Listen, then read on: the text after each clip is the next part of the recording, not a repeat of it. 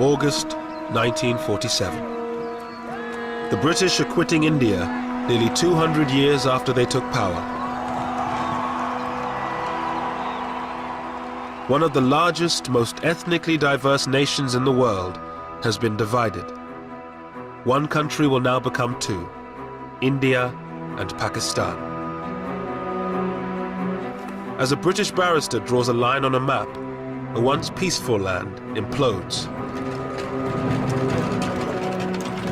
People are forced out of the villages they have lived in for generations. 15 million scramble to be on the right side of the new border. At least 1 million die in the process.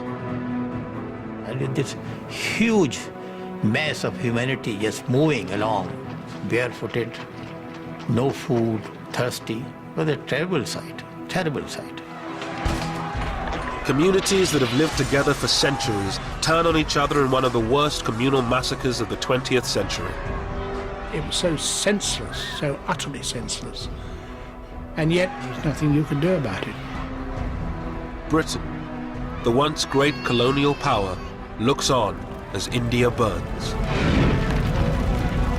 Hindus and Muslims were in the grip of madness, lunacy.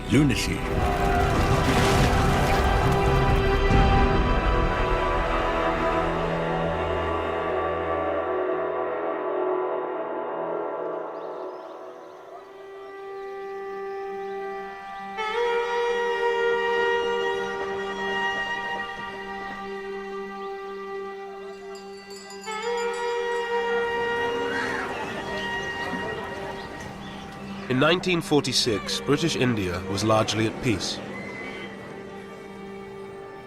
On the surface, there was communal harmony between Hindus, Muslims, and Sikhs.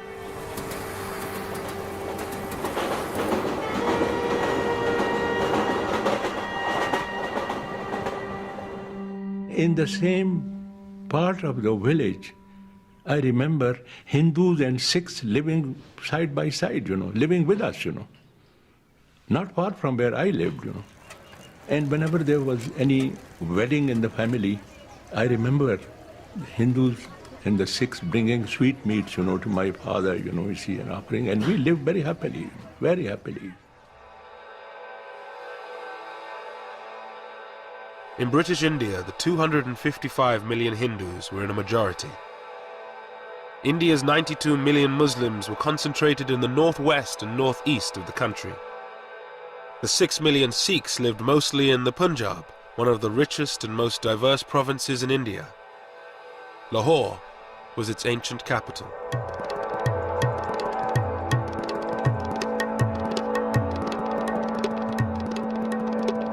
Lahore was one of the most cosmopolitan cities in the country, a center for education and fashion.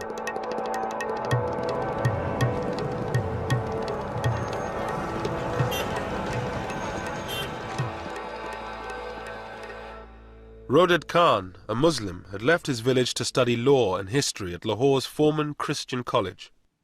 Lahore took my breath away, because it was a different city, and it was a different world.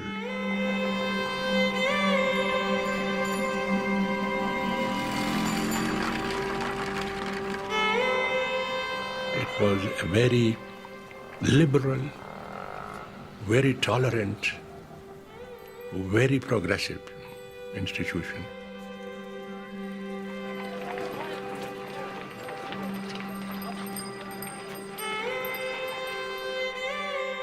At the same time, Somanand, a Hindu, was in his final year of school in one of Lahore's fashionable suburbs. The fashions in Lahore became popular all over Punjab, not only in Punjab but in northern India.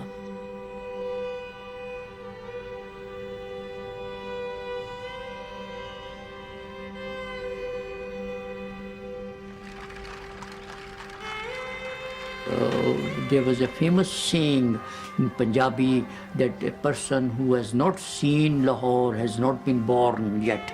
He is yet to be born. In a few months' time, the peace of this ancient city would be shattered.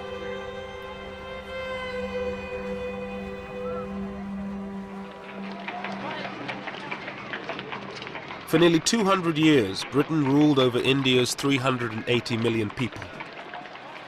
India was the centerpiece of Britain's empire, a source of money and power. For the British who were stationed there, life had changed little in decades.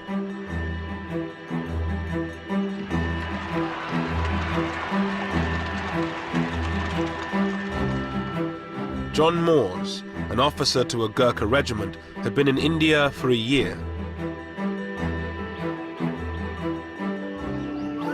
We had a hunt, and they'd imported these hounds possibly in the 20s or somewhere like that, and they used to hunt jackal. The tribesmen would come in with a live jackal and release them eventually, and then the hunt would take it up and try chasing them. But then you had to have a whole brigade out defending the hunters.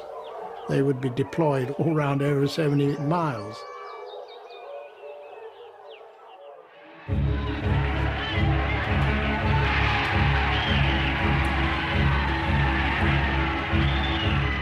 For decades, Indians had fought to rid themselves of British rule. The independence movement had been kept in check by ruthless military force.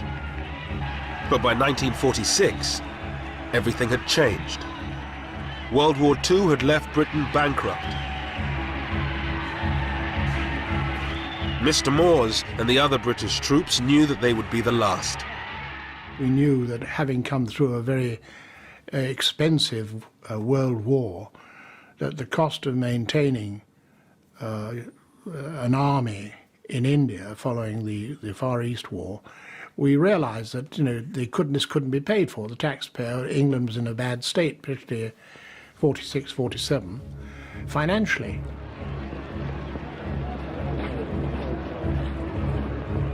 But India's independence leaders were divided over what should happen when Britain left. The Indian National Congress, under its leaders Pandit Nehru and Mahatma Gandhi, demanded a single state where all religions would live side by side. But many Muslims feared living under a Hindu majority. Even in the middle-class homes of Lahore, ancient prejudices ran deep. At one level, they had very cordial relations. Our Muslim neighbors were very good. They helped us, we helped them. But see, Hindus had a curious inhibitions.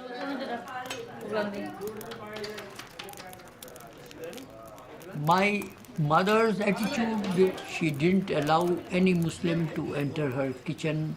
Any cooked thing from a Muslim home was not allowed to enter the kitchen. When she was eating, she would not allow her Muslim neighbors, the lady, to touch her. So such inhibitions and customs, they kept us apart. In Lahore's old city, Muslims were forbidden from drinking from the same taps as Hindus. Zahur Uddin, a Muslim, was a champion wrestler from the old city. बाकी असी लोग जाके लगले जांदे पानी पींदे सा ना वो छबील तो पानी गिलास ही कुझे सानी हन पियांदे वो इस तरह पानी भी नहीं सन पियांदे उन्होंने एक एडी एडी लम्मी नौजल रखी सी लोहे दी वो इत्थों फड़दे सन ते जिथे तुसीं बैठे हो ना उत्थों तक नौजल हुंदी सी इत्थों पानी पांदा सी ते असीं इस तरह पानी पींदे सा वो छूत तो भी सानूं छूत समझदा सी Hindu. The Muslims were not getting enough jobs, education, they were not so education. They envied Hindus who had the best of jobs, and they always wanted. That's why the slogan of a Muslim homeland became very popular among the Muslims.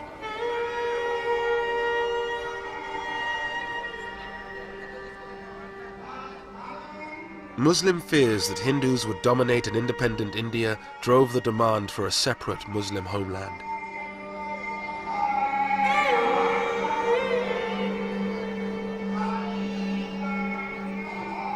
It was championed principally by one man, a 70-year-old British-educated barrister, Muhammad Ali Jinnah.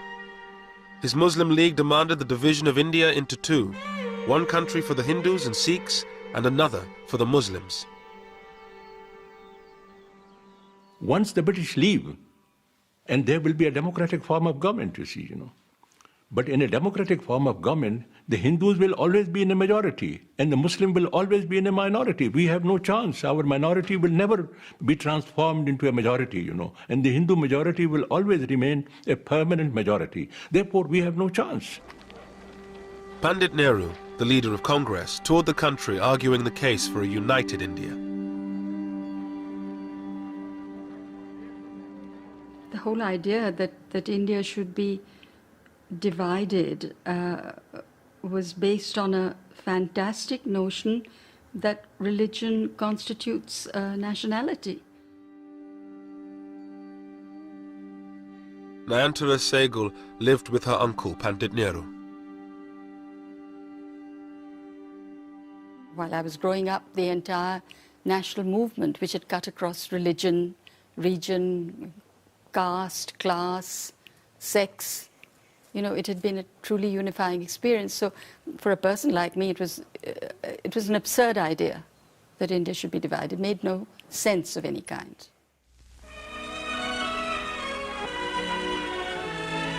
Clouds gather over Simla for the opening of Lord Wavell's conference with the Indian leaders.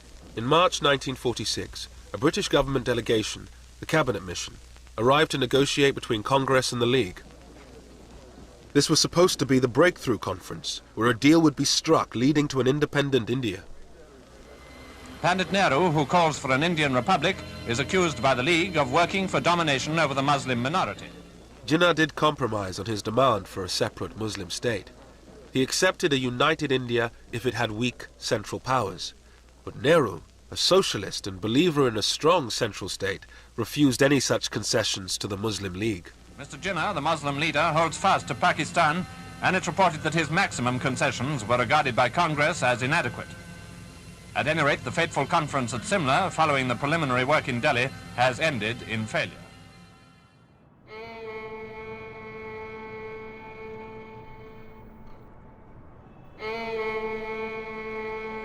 Calcutta, a stronghold of the Muslim League, August the 16th, 1946.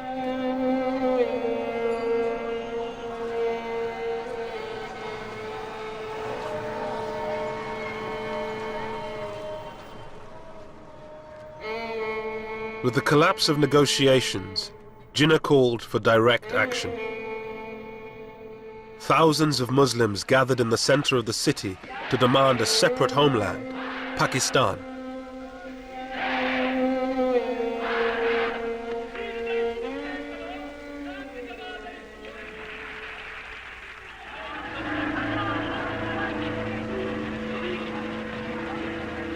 As the crowds dispersed, the more radical elements headed for the Hindu parts of the city.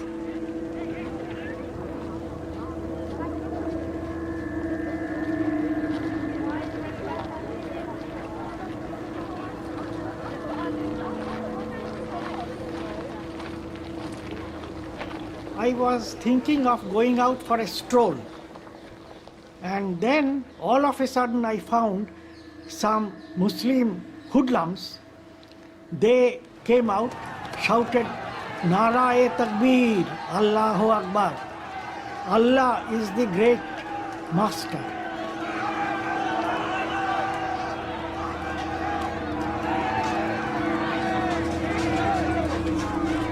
Local gangsters hijacked the demonstration. They whipped up the mob, and it turned violent. Then I found that a neighbor who had come out to see what was happening, his head was cracked and lay bleeding. So I thought that going out would be absolutely foolhardy. Then these boys, they started hitting the doors, and they said that we will not spare any Hindu.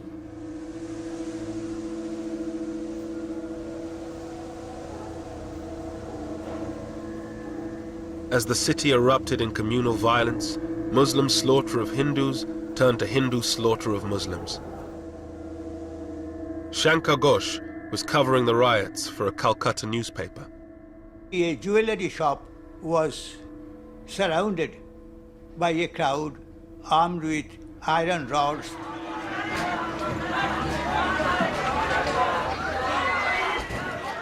An elderly employee, he was already half dead in fear. He came with his folded hands like this. But this furious mob, they had no time to hear what he wanted to say. So I think a boy of 14 or 15 just pulled his leg as he came out, and the man fell down. And someone hit him on the head with an iron rod. I think that one blow had finished him.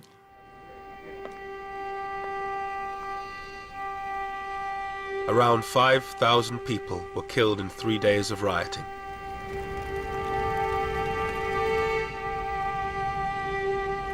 But the British, with one eye on leaving India and fearful of being overrun, ordered the troops to stay in their barracks until it was too late.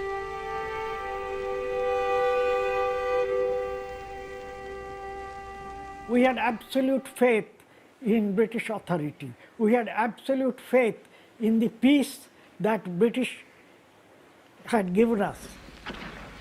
For 3 days there was no sign of authority on the streets, and it was anybody could murder anybody.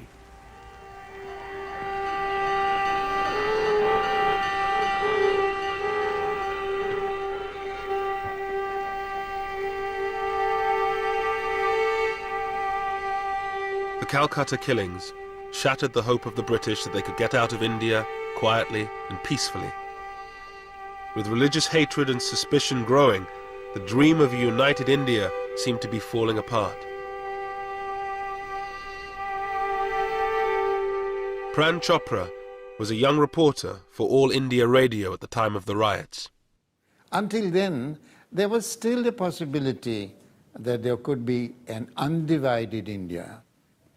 That impression evaporated in the heat of what came to be known as the Great Calcutta Killings. Once that impact spread through the rest of the country, the hope that India could remain undivided began to vanish. After Calcutta, the violence spread. In Bihar, Hindus largely massacred Muslims.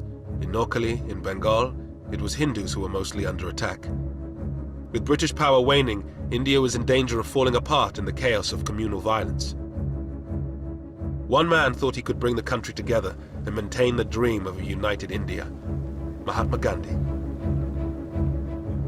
Ashoka Gupta was one of Gandhi's disciples. After the riots, Gandhiji's attitude was that we are same people, born in the same country, brought up in the same country. We have believed in the community living. Whether you follow this faith or that faith, it doesn't matter. It's the humanity which concerns.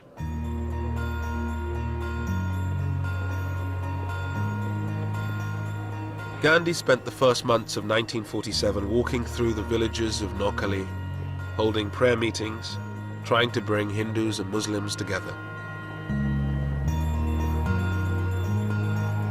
Ashoka Gupta went with him. Gandhi walked from one village to another, and while he walked, he sang. He rested in a Muslim house, then he rested in a Hindu house.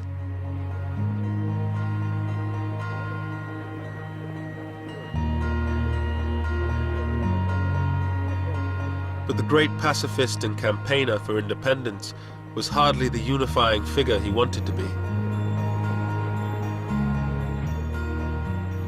Gradually, the prayer meetings, the non-Hindus were absent. Shankar Ghosh reported the story for his Calcutta newspaper. The Muslims were not keen to come to him, were not keen to listen to him. And before Gandhiji went on his morning trip from one village to another, they used to defile the path, spread thorns, bones, etc. on this road. An advance party had to be sent because he was in Noakhali, he was not wearing any shoes. He was walking barefoot. Gandhi had always opposed constitutional concessions to Muslims. For many of them, he represented Hindu supremacy. Mr. Gandhi did not appeal to the Muslims, He failed to win the hearts and minds of the Muslims of India, The way he used to talk about politics and his language, it was foreign. It did not appeal to Muslims at all, But he used to be practically, naked. He used to have one arm on the shoulder of one girl, and he should have another arm on the shoulder of another. And the Hindus thought he was a saint, Gandhi's dream of a united India seemed to be collapsing. He was a sad man. I think nobody was listening to him. He was considered to be an incorrigible idealist who has no connection with reality.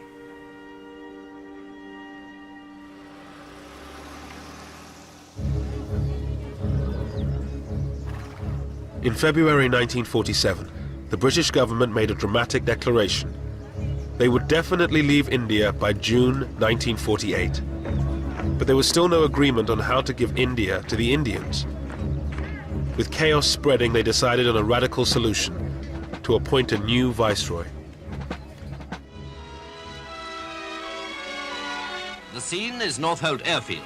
The occasion, the departure of Lord Mountbatten of Burma, who was leaving for India with his wife. Before the new viceroy, there lay the task of holding office for the brief but obviously difficult period of just over a year until the date when Indians are to take full control of India. Everyone in Britain, I'm certain, wishes the viceroy all possible success in India. I was in school, and they said, you'll miss the last term of school, and we're taking you out in the middle of this term because Daddy's been appointed Viceroy of India, and so we're going out for probably a couple of years. And, thought we'd take you as well, because you can be useful.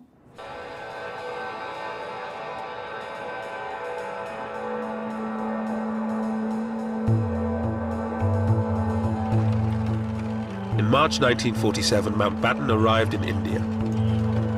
The former Supreme Allied Commander of Southeast Asia had a reputation for being a decisive leader, a man who could knock heads together. His brief was simple: to get a deal and get Britain out before India imploded. The swearing in, of course, was a very great ceremony in the Durbar Hall. And so trumpeters and all the staff in their full dress uniform, my father in full dress uniform, my mother in a long white dress, and I think sort of laurel wreaths in her hair. And they looked like film stars.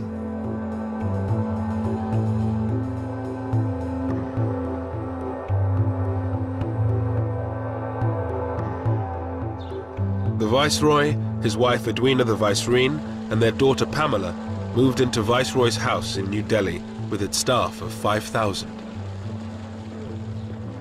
In Viceroy's house, there were indoor gardeners. Now, the indoor gardeners just arranged the flowers in the vases and changed the water.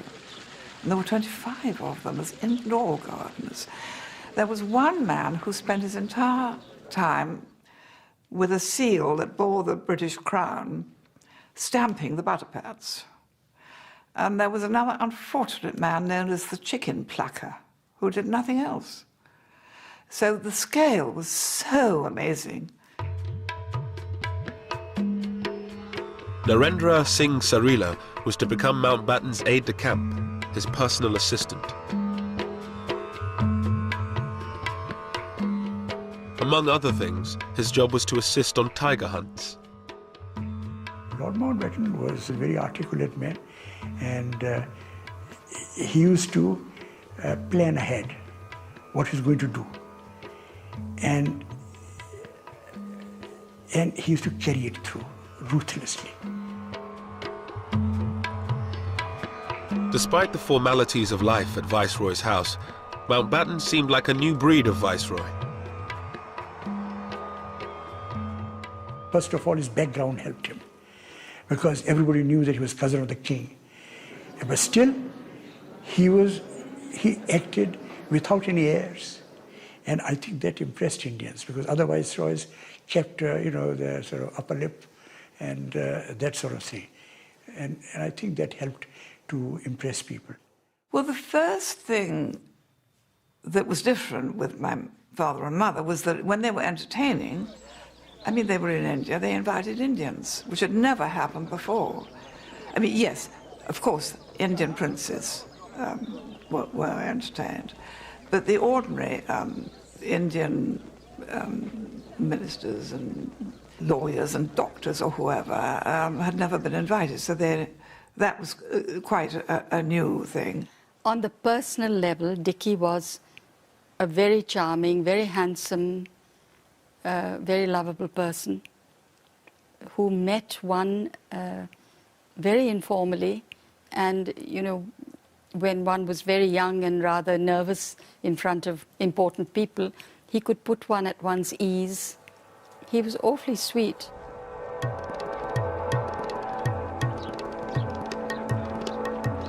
Mountbatten's first task was to meet the Indian leaders, Mahatma Gandhi and Pandit Nehru for Congress, and Muhammad Ali Jinnah for the Muslim League.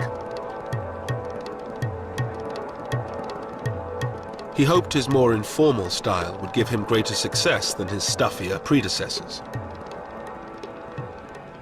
They sat away from the desks in armchairs and were offered refreshments of some kind, and he would say, well, now, before you put me in the picture politically and in the state of India, do tell me a bit about yourself. It was a technique that worked with Nehru. The two would become lifelong friends, but it totally failed with Jinnah. He came out of the meeting afterwards and said to his aides, my goodness, he was cold as ice.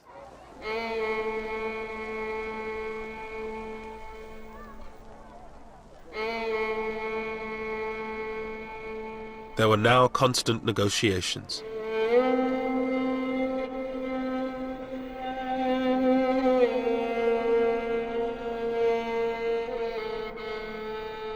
As a divided India became a real possibility, the political tensions at the centre filtered down to the local level.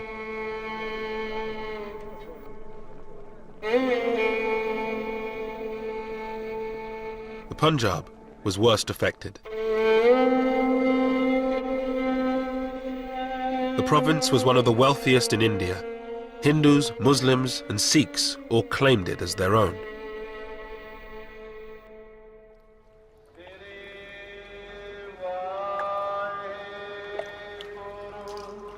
The Punjab was home to most of India's 6 million Sikhs, the location of their most holy site, the Golden Temple. The Sikhs' great fear was that if India was divided, the Punjab, with its Muslim majority, would end up in Pakistan. For Sikhs, it was unthinkable that they would be ruled by the Muslims, historically their enemies.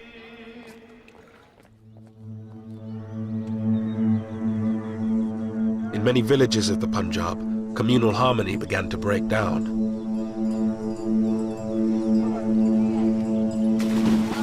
Aridaman Singh Dillon was living in a mixed Sikh-Muslim village. I had Muslim friends, and we used to play together. And there was nobody from our families put any obstacles between us. But when the strife began, then I was prohibited from going out with my Muslim friends. But we would sneak away and often will get caught and scolded. My grandfather, he noticed us going about playing around in the fields. We tried to hide, But ultimately he found out and I was giving a good thrashing and scolded. ਭਾਈ ਜੱਸਾ ਸਿੰਘ ਜੀ ਭਾਈ ਨਿਹਾਲ ਸਿੰਘ ਜੀ ਇਹ ਆਪਾਂ ਨਿਰਣਾ ਲੈਣਾ ਹੈ ਕਿ ਸ੍ਰੀ ਗੁਰੂ ਗੋਬਿੰਦ ਸਿੰਘ ਜੀ ਦੇ ਮਹਾਰਾਜ As a young boy, he watched local politicians stir up divisions between the communities for their own ends. ਜਿਹੜੇ ਹੌਸਲੇ ਉਹ ਬੁਲੰਦ ਹੋਣੇ ਚਾਹੀਦੇ ਨੇ ਸ੍ਰੀ ਅਕਾਲ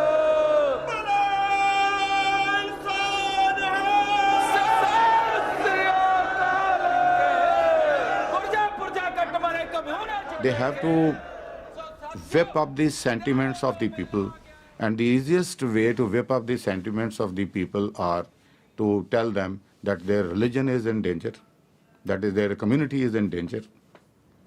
What else would they tell? To hoodwink people, to get votes out of them, to get support out of them. The people had to be hoodwinked, and politicians do this.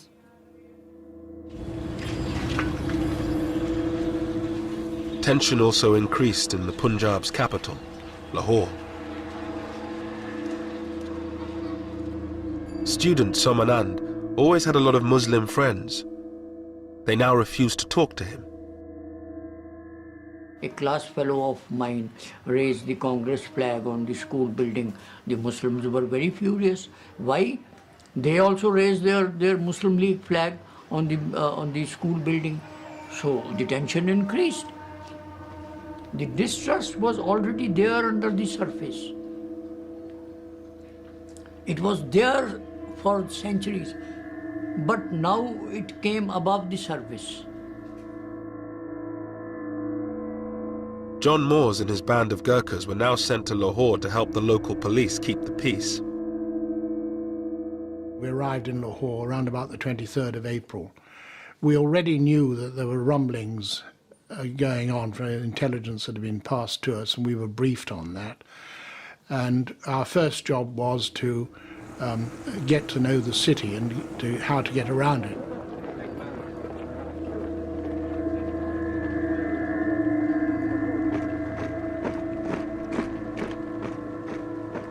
We had orders that we were to stay armed, and you'd have to go to a dance or have dinner out somewhere with a 845 revolver strapped on, because there was already talk about people having reprisals.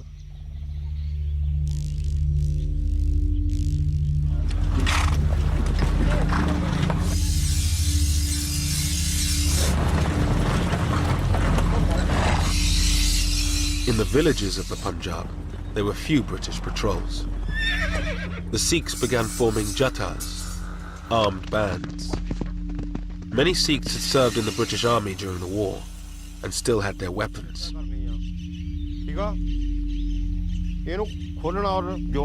These ex-soldiers began to train their Sikh brothers to prevent a Muslim takeover of the Punjab.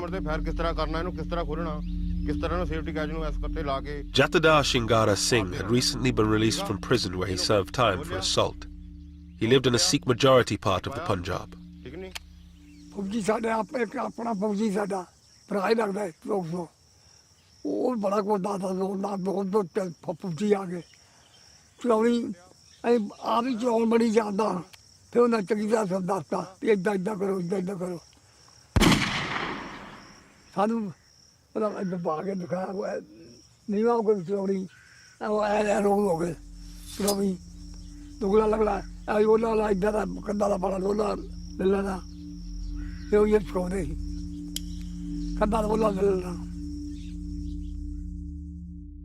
number of Muslims from our village had come down to see my grandfather and told him that they have heard rumors that certain people are getting together in adjoining villages to attack our village and other villages to kill the Muslims.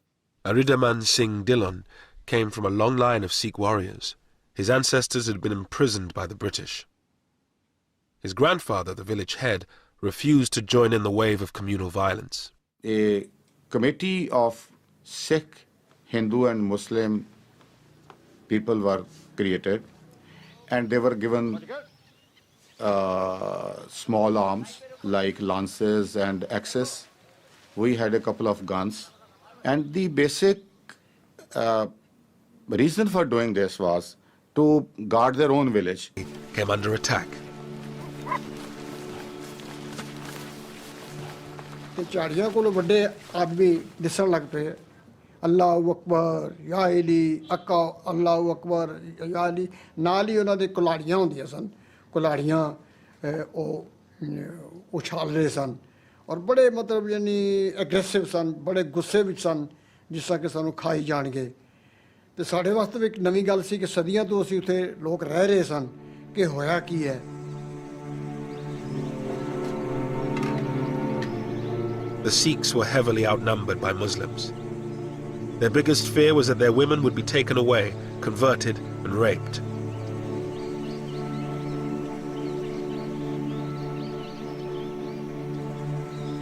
ਇੱਕ ਮੁਸਲਮਾਨ ਸੀ ਗੁਲਾਮ ਰਸੂਲ ਉਹਦਾ ਨਾਂ ਸੀ ਉਸਨੇ ਇੱਕ ਲੜਕੀ ਦੀ demand ਕੀਤੀ ਕਿ ਇੱਕ ਲੜਕੀ ਮੈਨੂੰ ਦੇ ਦਿਓ ਤੇ ਅਸੀਂ ਸਾਰੇ ਲੋਕਾਂ ਨੂੰ ਉਹ ਬਦਮਾਸ਼ ਟਾਈਪ ਦਾ ਆਦਮੀ ਸੀ ਔਰ ਅਸੀਂ ਸਾਰੇ ਲੋਕਾਂ ਨੂੰ ਇੱਥੋਂ ਹਟਾ ਦੇਵਾਂਗੇ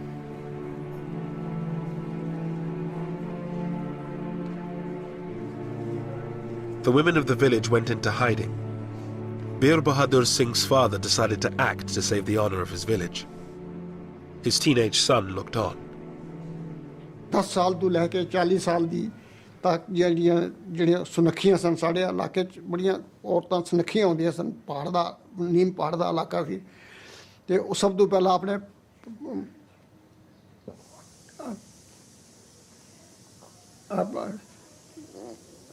थोड़ा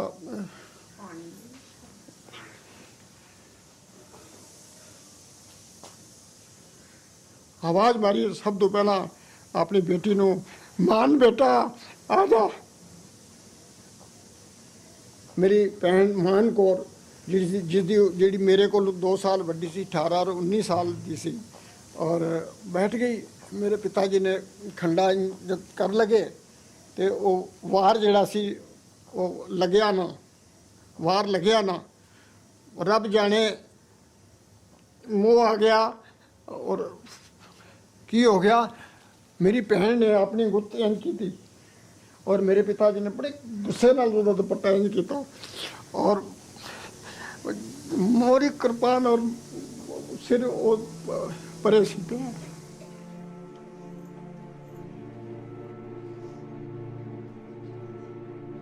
ਉਹ ਦੋਏ ਚਾਚਾ ਭਤੀਜਾ ਨੇ ਮੇਰੇ ਇੱਕ ਹੋਰ ਤਾਇਆ ਜੀ ਵੀ ਉੱਪਰ ਸਨ ਜਿਨ੍ਹਾਂ ਦਾ ਕਾਫੀ ਵੱਡਾ ਸਰੀਰ ਸੀ ਉਹਨਾਂ ਸਾਰਿਆਂ ਨੇ ਕੱਟਣਾ ਸ਼ੁਰੂ ਕੀਤਾ ਖਟ ਖਟ ਖਟ ਦੀ ਆਵਾਜ਼ ਆਉਣ ਸੀ ਮੈਂ ਯਕੀਨ ਜਾਣ ਕੇ ਜਾਣਾ 60 ਸਾਲ ਮੈਨੂੰ ਅੱਜ ਦੀ ਯਾਦ ਹੈ ਕਿਸੇ ਨੇ ਹਾਈ ਨਹੀਂ ਕੀਤੀ ਬਸ ਵਾਹਿਗੁਰੂ ਦੀ ਆਵਾਜ਼ ਆਉਂਦੀ ਰਹੀ ਹੈ ਕਿਸੇ ਨੇ ਹਾਈ ਨਹੀਂ ਕੀਤੀ ਕੋਈ ਨੱਸੀ ਨਹੀਂ ਕਿਸੇ ਨੇ ਰੋਲਾ ਨਹੀਂ ਪਾਇਆ Such scenes were repeated throughout the western Punjab in March and April 1947.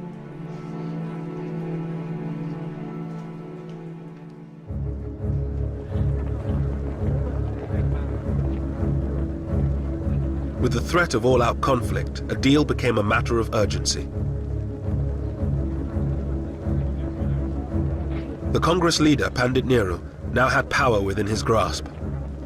But to get the British out quickly, he had to compromise. He abandoned his dream of a united India and accepted partition. A statement will be read to you tonight, giving the final decision of His Majesty's government as to the method by which power will be transferred from British to Indian hands. On the night of June 3rd, 1947, Mountbatten, Jinnah and Nehru broadcast the news that they had finally struck a deal. They would divide India in two. I must honestly appeal to every community, and particularly to Muslim India, to maintain peace and order. I couldn't believe it. I couldn't believe it. It was like a dream come true, you know. Mighty forces are at work in the world today and in India, and I have no doubt that we are ushering in a period of greatness for India. I remember I heaved a sigh of relief that there was partition, because we did not want to live with the Muslims anymore. But there can be no question of coercing any large areas in which one community has a majority to live against their will under a government in which another community has a majority. The partition deal involved giving those provinces with a Muslim majority to Pakistan and those with a Hindu one to India. But Mountbatten and Nehru insisted that the Punjab and Bengal would be treated differently despite their Muslim majorities. Jinnah was forced to accept that both these provinces would be cut in half and divided between India and Pakistan. The next day, at a press conference, Mountbatten dropped a bombshell. Britain would not be leaving in June 1948, as had been planned, but on August 15, 1947, just 3 months away. When asked why the date had been brought forward by nearly a year, Mountbatten replied, "Why should we wait? Waiting would mean that I should be responsible, ultimately, for law and order." It should have been possible for them to say that, look, there is no great hurry, don't fix a timetable, let it proceed in a more orderly manner. But he was a decisive man. This is the job I have to do, this is the date by which I'll do it. This was his personality. That made the pace of the partition furious, impossible to moderate. It was no question of it being too soon, it was much too late.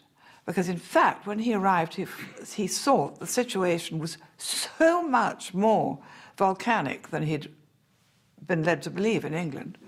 And he had that diary that he had over everybody's desk saying however many days to independence, because it seemed so unbelievable. And the next morning you went into your office, it was 1 day less, and it certainly concentrated people's minds.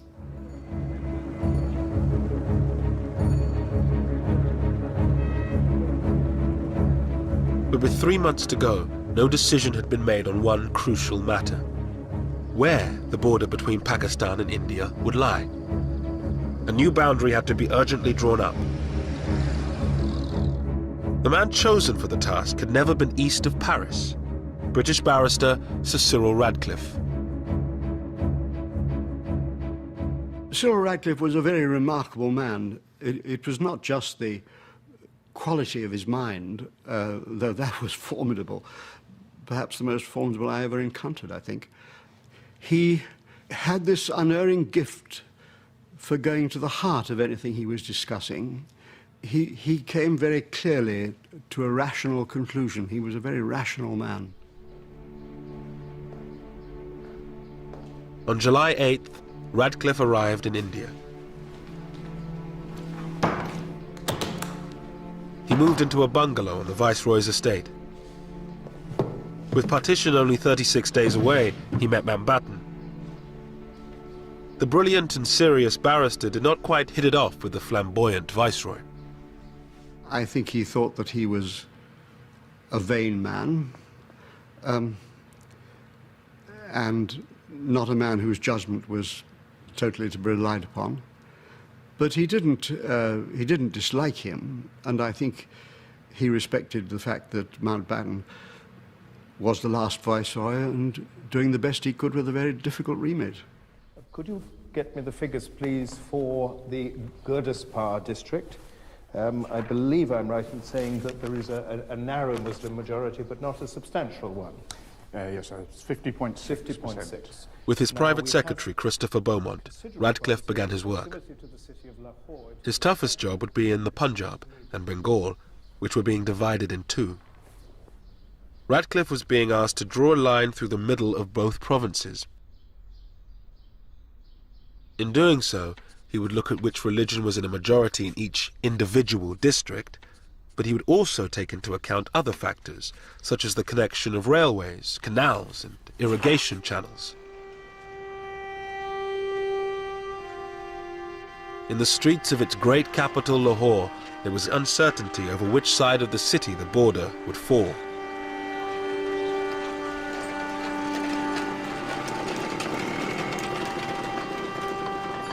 Satish Gujral was an art student in Lahore from a politically influential Hindu family. Most of my Muslim friends also agreed that logically speaking, there was more chance that Lahore will go to Indian side. Because seeing everything belongs to Hindus. Education, money, banks, insurance, buildings.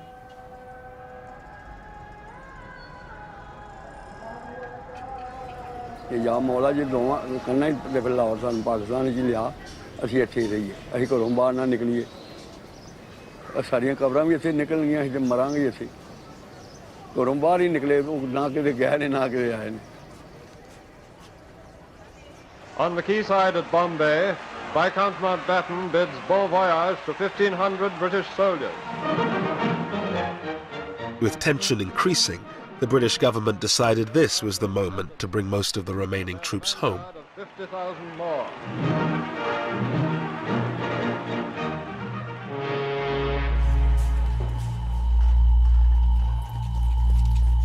With just over a month to partition, tension on the streets of Lahore began to turn to violence. There was a date and everybody then knew that do whatever you can now, because after this date you won't be able to do it. Whether it's looting Muslims or looting Hindus, whatever it might be. So therefore the date itself became a driver. With the border still to be decided, Muslims, Sikhs and Hindus began to clear their neighborhoods of anyone not of their community. माहौल जो खराब होंदा गया फिर इहो ही होंदा गया कि इत्थों जेह्ड़े मुंडे सन ना वो रेहड़ी दे वड्ढ के ना वड्ढ वड्ढिया करके एक अद्धा बंदा लग्गेआ कोई फस गया उन्होंने वड्ढ के बोरी पा के इत्थे लिया के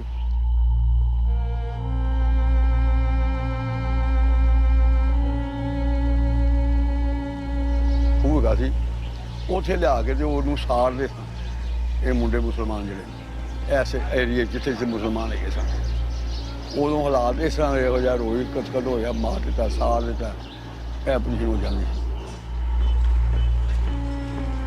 Despite violence erupting around the Punjab, the British presence was now minimal. John Moores and his small group of Gurkhas did what they could in Lahore. You try to get in there quickly and say, well, what's happened with the police? And they say, well, this shop's been set on fire. And then the next thing which upped it would be someone would be killed or burnt. And so then you get a reprisal from the other side, then picking on somebody else. And gradually, this is how it escalated. It was like a bushfire. And it was difficult to control. As Lahore tore itself apart, Mountbatten had other problems to solve. Partition was just a few weeks away, but the future of large parts of India had yet to be decided, that of the princely states.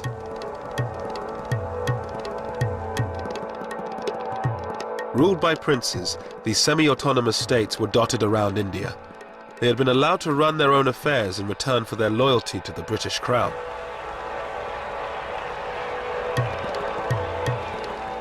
The princes assumed the British would allow them to decide their own fate after they left. But Mountbatten had done a secret deal with Nehru. He would hand most of them over to India. Narendra Singh Sarila, then a young prince, attended the meeting where Mountbatten announced their future. In July 47, my father said that the last Chamber of Princes meeting is going to take place in Delhi, in which Mountbatten will address the princes. It is an important meeting. You go, you deputize for me. You know, he was trying to build me up. On July 25th, the princes gathered to hear what Mountbatten was offering them.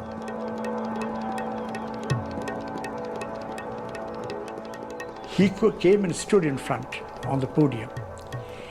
And I remember that he looked left and right while pictures were taken. It was perfect showmanship. And then he started addressing the princes. Your Highnesses, ladies and gentlemen, and he said that we have no alternative but to sign the instrument of accession. Mountbatten told the princes they had little choice. join the Indian Union, or be swept away in a wave of democratic change. And I think this made a great impression, and many of the princes who had these ideas that they would become independent and do what they like, this collapsed. They realized that if they didn't sign, most of the princes, small ones, they would be most probably wiped out. With the princes in the bag, the partition settlement was nearly complete. All that remained was the final border, down to Sir Cyril Radcliffe. I think it was the loneliness of the decision which I remember him talking about. It wasn't a single decision, it was a series of decisions about where the line should be drawn. These decisions were going to be his, and he had to take responsibility for them. And I think he found that a lonely experience by comparison with some of the things he'd done. Sir Cyril had no time to see what was happening in the lands he was dissecting. His approach to drawing up the boundary, separating majority Hindu Sikh areas from majority Muslim ones, almost certainly encouraged the religious cleansing of entire districts. There were areas where the margins were not very great. Therefore, the majority in those areas wanted to make sure that the process didn't get fudged with small numbers. So drive the minority out, whether it is Hindu or Muslim minority, to make sure that this bit of territory doesn't slip out of your hands.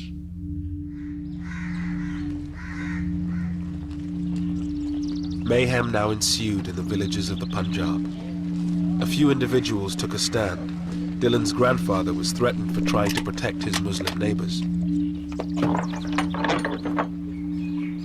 Some people had often sent messages to my grandfather that people who were going about looting and killing Muslims, they wanted to eliminate our family because we were putting an obstacle in their way.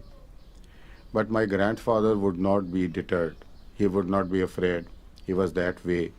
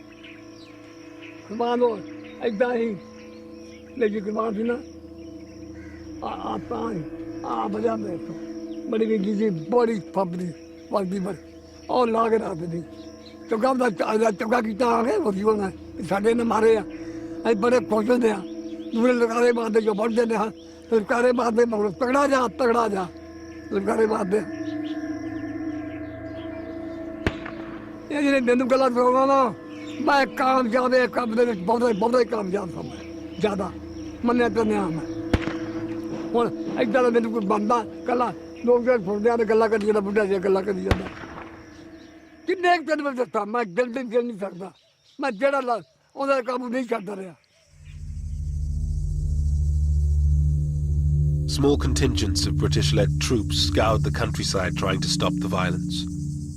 But by then, there were just too few to make a difference.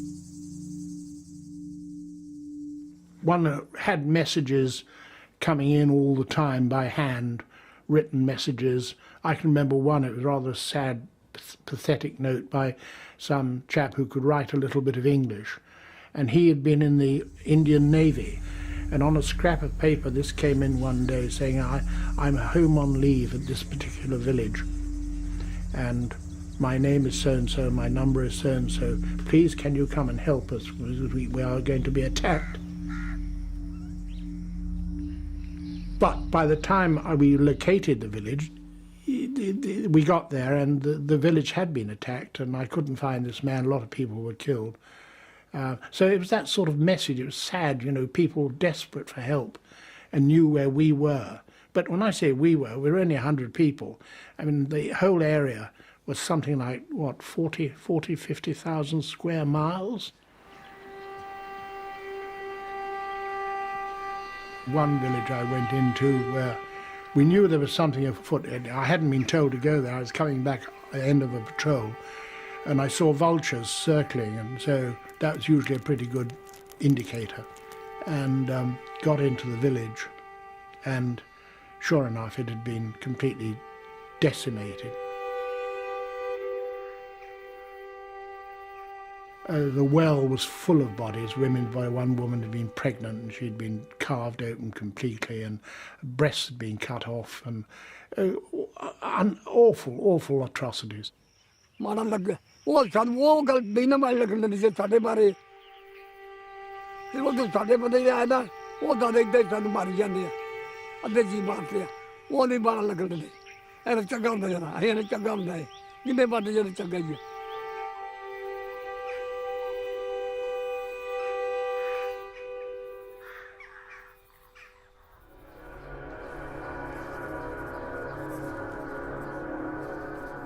In Lahore, murder was now an everyday occurrence. With partition just 2 weeks away, rumours circulated that the city would go to Pakistan. Lahore's richer Hindus took no chances. There was tension. The Hindus started leaving much before the partition Lahore. They knew that Lahore would go to Pakistan. They started leaving the city, but they pretended that they are not leaving. They kept their drawing rooms as it was there. All the sofas and all the furniture was there. In the hearts there was a hope lingered that Lahore would be on this side.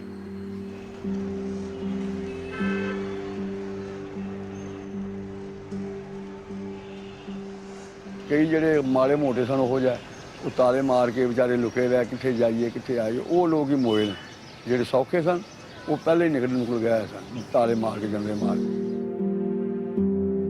Som's father, a bank manager in Lahore, said if they could live under the British, they could live under the Muslims.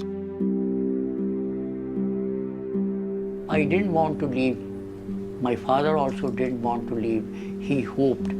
And he said, okay, all these people who are leaving, they are fools. They'll come back tomorrow.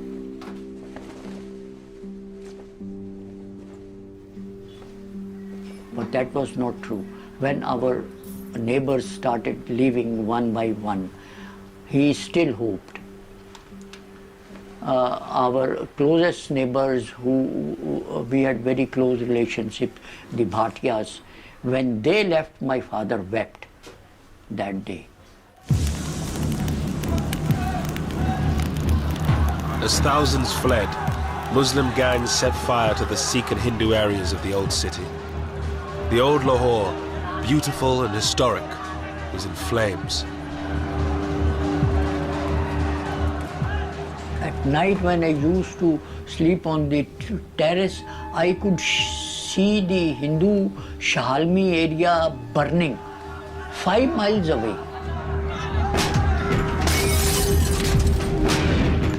The flames could be seen. So high the flames were. Shahalmi was a thickly populated Hindu area. It was burnt down completely. And I could see 5 miles away the flames, the light, all that. And we were so terrified that night. All around my house, people were running. Children, elders, women. When I asked someone, he said, mobs are coming and the area is on fire. He told me to run at once if you want to save your life.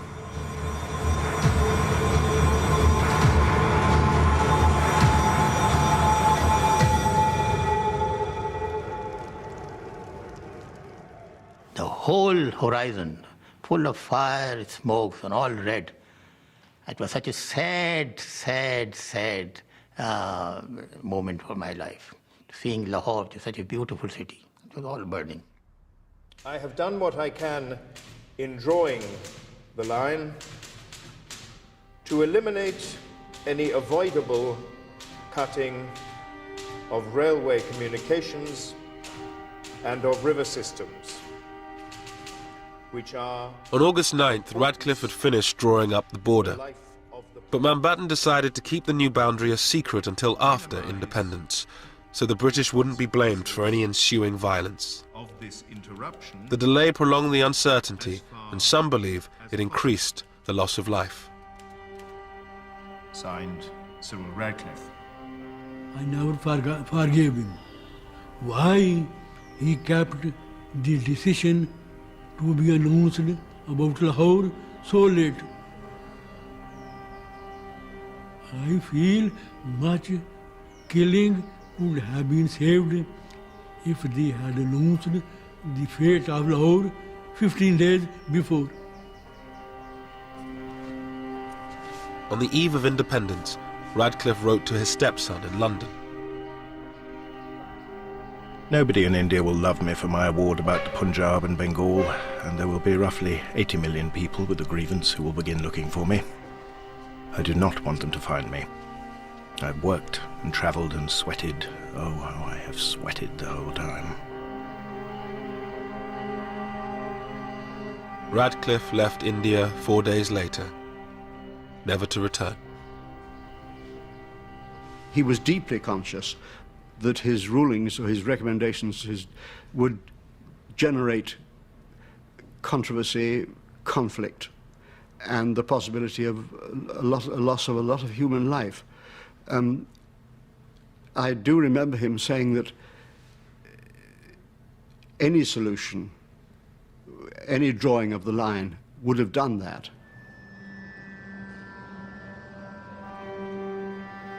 On August 14th, 1947, a new country was born on the subcontinent. Jinnah's dream of a Muslim homeland became a reality in Pakistan.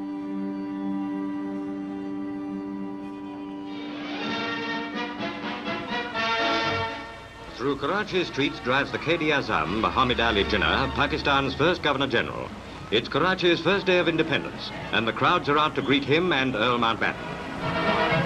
Mountbatten was in Karachi to declare independence for the newly created state. Bizarrely, no one except he and Radcliffe knew where its borders were, but this didn't stop the celebrations.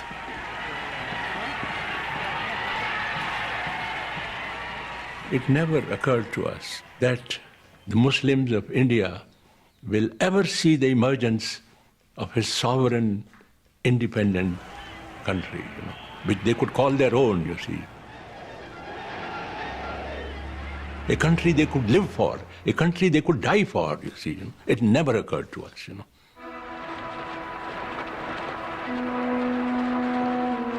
The next day, it was the turn of India to celebrate.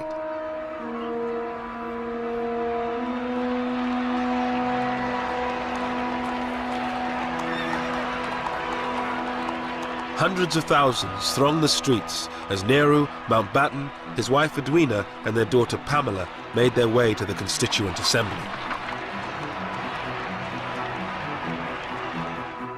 Unfortunately, when my parents arrive, they can't get in because the crowd is so thick, but so thick, that they can't open the doors. So there's no way for them to get in.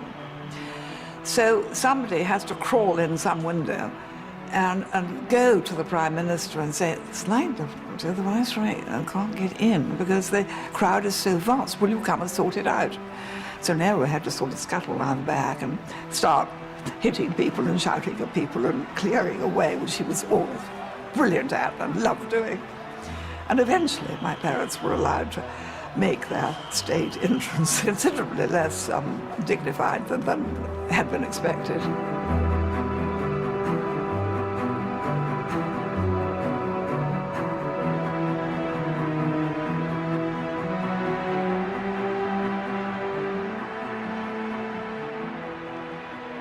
Well, you must remember that whatever the tragedy of partition, there are other aspects to it, and it was an exhilarating occasion. There were millions of people out on the streets celebrating, For my uncle and for his colleagues, it was the realization, though not in whole but in part, of their lifelong dream, the cause to which they had given their entire lives. And here it was, Indian independence. But not everyone was celebrating. Gandhi, who for decades had struggled for a united independent India, lay fasting in Calcutta. His disciple Ashoka Gupta was with him. He was a disappointed man. He was a man in distress.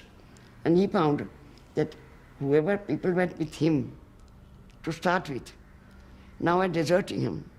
The desertion by other leaders, I think, hurt him very much. He wanted to die. His attitude was, let me die.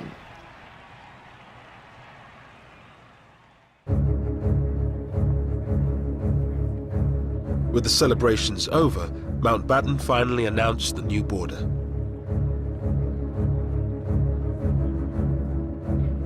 It sliced through the previously united provinces of Bengal and Punjab. Lahore was given to Pakistan, a disaster for the city's few remaining Hindus. We were dejected and we were so sorry because, see, those Hindus, by that time, Hindus had realized that it would not be possible for them to stay in Pakistan.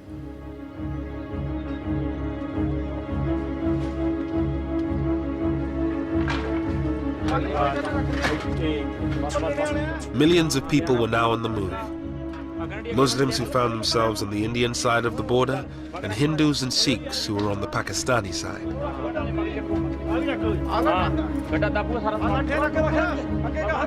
They packed their belongings onto bullock carts and left the villages they had lived in for generations.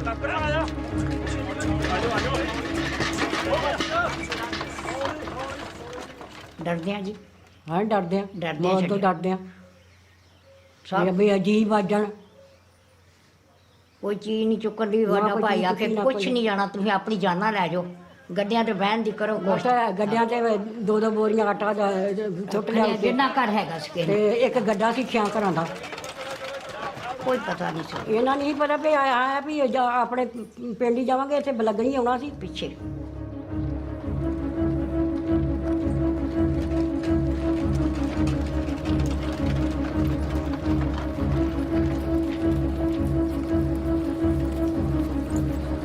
The refugees formed human caravans called kafilas.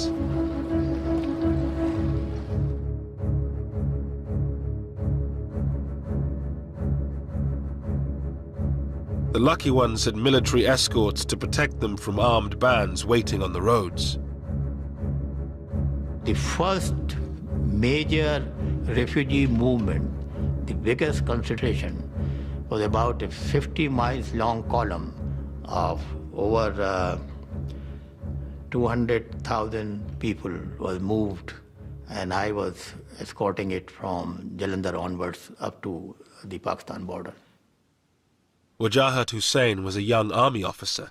He had been sent to the Punjab to deal with disturbances on the border. We had very few troops with us, very few troops with us. So here were these people. There were no transport arrangements. There were no arrangements for the medical cover. There was nothing except that we had collected these people in open spaces. They were told to move, and they were moving on foot. Some had bullock carts, and they put their belongings on the bullock carts, and their old people and children. Others were on the foot. And we used to do initially we used to do about 15 to 20 miles in a day. But as they got tired, as the days passed by, they became less and less. Military आउंदी रही अगे अगे पिछे पिछे अहीं दो तीन मौतां भी साडियां उत्थे उत्ते आके हो गईयां ऐजा हो गया बीमारी पै गई बहुत ज्यादा बड़ी मुसीबत थी बिठे फिर काबला खला नेर पै नेरी पै जहाजा च रोटियां सानू इस तरह बाहर पै जाना उत्थे काबला करना ते कोई जे पक्कियां ते पक्कियां नहीं पक्कियां नहीं पक्कियां नहीं ਪਾਣੀ ਗੰਦੇ ਪੀਤੇ ਪਤਾ ਨਾ ਇਹ ਤਾਂ ਅੱਜ ਝੋਨੇ ਲੱਗੇ ਝੋਨਿਆਂ ਵਿੱਚੋਂ ਆਇਆ ਕਰਕੇ ਤੇ ਪਾਣੀ ਪੀਣਾ Throughout August and September, the columns of refugees grew and grew, from hundreds of thousands to millions. Well, you imagine 2 million people on one road, virtually, and it's just a seething mass of people trying to get water, trying to call in. Wells were poisoned, trying to find food, trying to cope, trying to cook, women having children. And it's awful, awful things.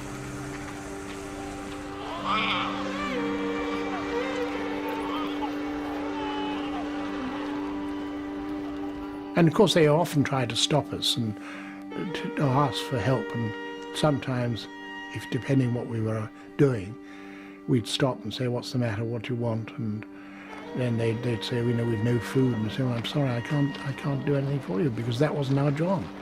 We just didn't have any food to give them.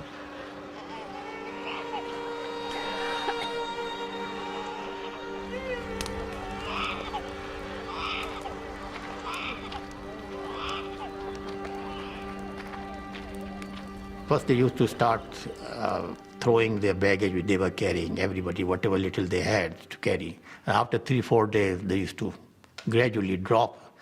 And then they were left with just the clothes shattered, tattered. And lastly, the mothers leaving their small babies. That was our biggest problem. And there were these crawling babies, and on the side of the road with these thousands and thousands of people just moving. It was a terrible sight, terrible sight.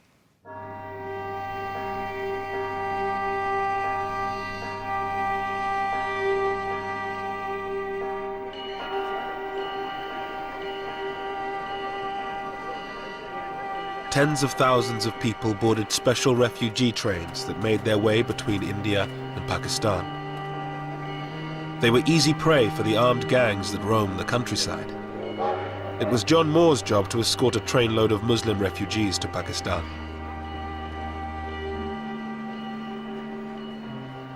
It wasn't a train, it was just a lot of coal wagons, steel coal wagons, and this, of course, is August, which is pretty hot. And we loaded up these wretched refugees.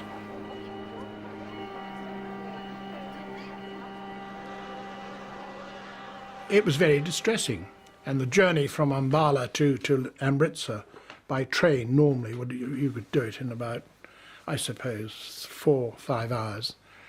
And in this case, it took 4 days.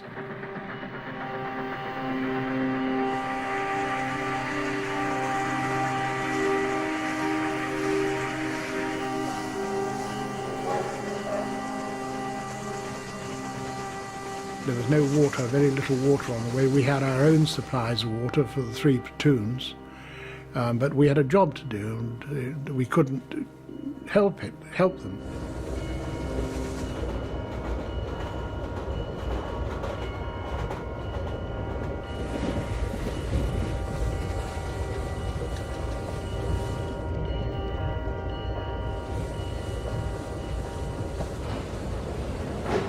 Three days into their journey, they reached the Sikh stronghold of Amritsar. Just 14 miles from the border, they were forced to stop to pick up water. The station had been taken over by hundreds of armed Sikhs. Amritsar station was crawling with, it was packed, it was like sardines, right across, not just the platforms, but across the tracks. They all had weapons of some sort or another. Some were old blunderbusses, some were fairly modern rifles, spears, swords. They were shoulder to shoulder crowds, and pushing and shouting and screaming, and you realized that you were just going into a hell, and if you didn't look tough, you were for trouble, because they would then have gone for us before the refugees. And I said the thing to do is to get the grenades out, let them see. A lot of them are ex-soldiers, these people here, the weapons they were carrying. Let them see you priming grenades, prime the grenades, and that they'll know you mean business then. And doing that, the crowd sort of melted back and away and left us clear. And I suppose we must have been in the station for about 4 hours, something like that. And just as dawn was breaking, we managed to pull away the engine to do the last 14 miles. There had been very little planning for the movement of refugees or their protection. Most British troops had already been sent home, whilst Indian and Pakistani forces were in total disarray. They were totally inadequate forces. The reason was very simple, because the Indian army was being split. At the same time, don't forget that the troops were also concerned about their families, because wherever they came from, the trouble was going on in their homes also. So they were very much concerned. And most of them were on leave, or they were on the process of joining their new unit, or they had already joined. So very few bodies on the ground, really speaking, available to us to deal with the job.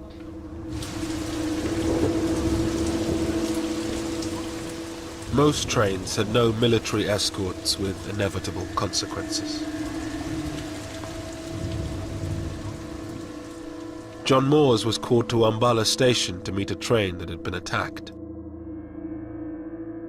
This was a trainload of, 500, 600, 700 people, most of whom had been killed, slaughtered, mainly elderly people, young children, young women, and they had been attacked and slaughtered, shot. I can remember seeing a young woman with she was still alive, her head open, cut open, and you could see her brains, and knew there was nothing that we could do. We hadn't got any surgical facilities or anything like that, but it was a horrendous thing, and I still think about it very much.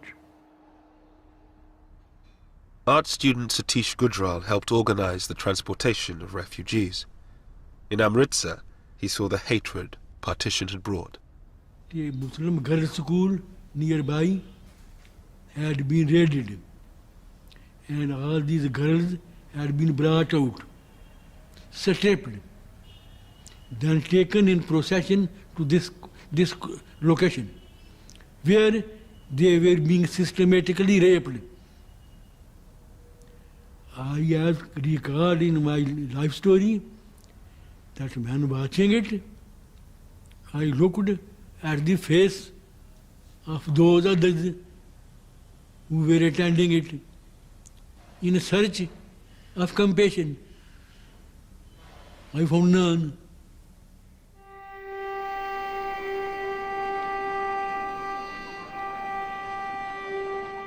In the coming months, around 15 million people made the journey from one side to the other.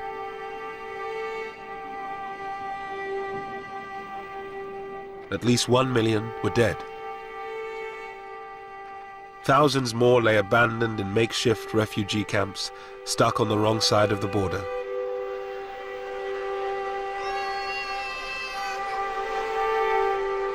The Viceroy now led the relief effort. My mother was forever visiting the Punjab. She visited in 5 months. She did 70 major tours of the Punjab into the camps and trying to organize the camps, organize the hospitals, get guards on the hospitals, get food. And they soon learned that tell Lady Mountbatten something or answer one of her questions and something will happen.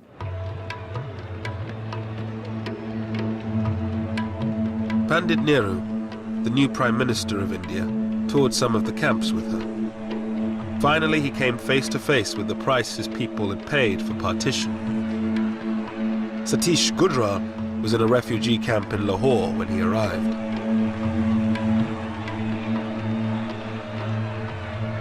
I vividly recall everything graphically. There the refugees wanted to kill him.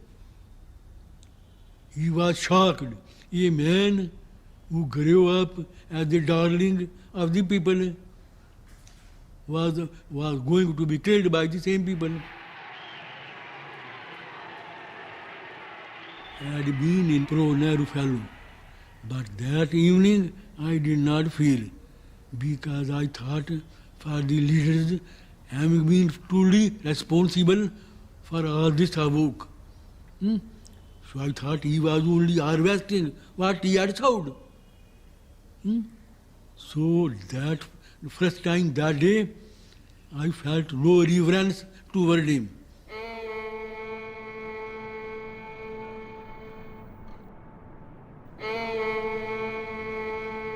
In Lahore, there were now few Hindus left. Somanand and his father were among the last. In the weeks following partition, they came under attack from Muslim gangs seeking a religiously pure Lahore. And it was free for all in the city. There was no one to check them. So they had come for that purpose, and somebody had given them our address and all that, and they came to kill us. But fortunately, we had a very narrow escape, and I was with a neighbor, with a Muslim neighbor, and they looted, they ransacked the house, took away all the clothes which they could use, all our shoes. And when our Muslim neighbor raised a hue and cry, they said, "We'll shoot you if you support the Kafirs." It was too much even for Som and his father, who throughout the violence had held out the hope that they could stay on in the city of their birth. Then we decided to go to Delhi straight away. Went to the airport and came to Delhi with our 2 clothes, nothing. We left in a plane. My father bought 2 tickets for Delhi. I saw our houses when the plane went up and flied over model town. I wept.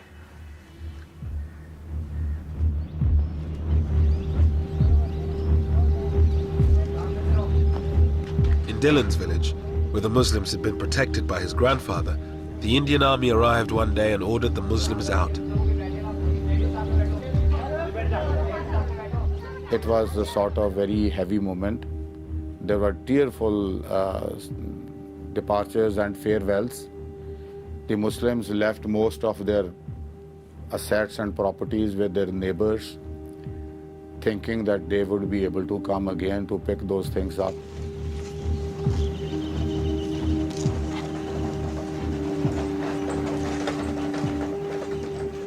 Initially, the people felt very remorse about their going. But then, in a couple of days, sort of they try to occupy their homes. They try to take away whatever they had left.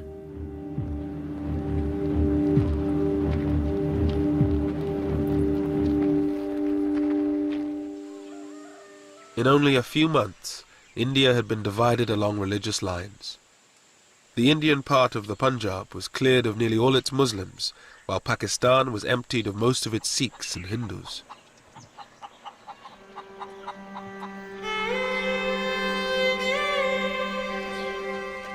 Lahore, once one of the most mixed cities in all of India, was now home only to Muslims. Gone was the cosmopolitan Lahore. Gone was liberal, tolerant, progressive Lahore, you see. But I think culturally, Lahore suffered, you see. It was a great city in those days. It was a great city in those days. With the passage of time, we became more conservative, more backward, more intolerant, more pseudo-Islamic, pseudo-Islamic. I think the primary responsibility is of the Hindus who didn't treat the Muslims as their equals. That was the root cause. The Muslims and Hindus couldn't integrate despite living together for all these centuries. With the partition over, the job was done for the few British troops still left in India. John Moores returned to Britain at the end of 1947. I think the worst thing was that we couldn't stop the violence. The unnecessary cruelty is something which we didn't really know much about. Mountbatten stayed on in India until the end of 1948 as its Governor-General. He returned to his career in the Navy, becoming First Sea Lord. He was killed by an IRA bomb in 1979. The whole problem was that Mountbatten tried to do this job in too short a time. To expect a country to be partitioned, a new country to be created, and within 2 months move the portion of the government of India to Pakistan, and to move the troops to Pakistan and from Pakistan to India was a tremendous job. It cannot be done, and that's exactly what happened. Everything went out of control.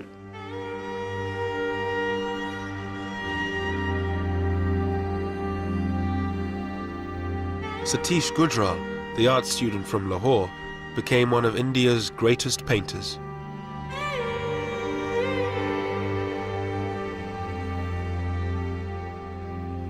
This experience sank in me so deep after partition, and began to paint without any consciously effort. This woman suffering, this brutality of man to man became my theme.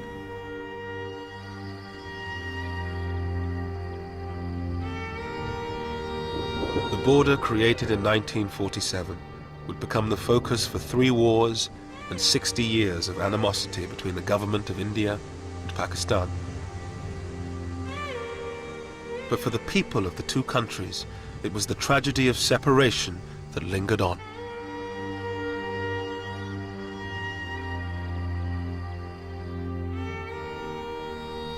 I missed my friends. I couldn't understand why they had to go. Why were they pushed away? The only thing was that they were being pushed away. I knew they were not going happily, so I couldn't understand why. And I still think, why?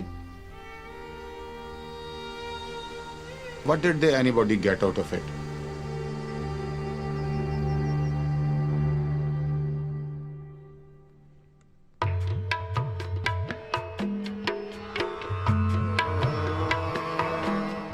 And on BBC 4 at 11 in Midnight's Grandchildren, 3 British teenagers travel to the Punjab to see how their families were affected by partition. Coming next here on BBC 2 Newsnight.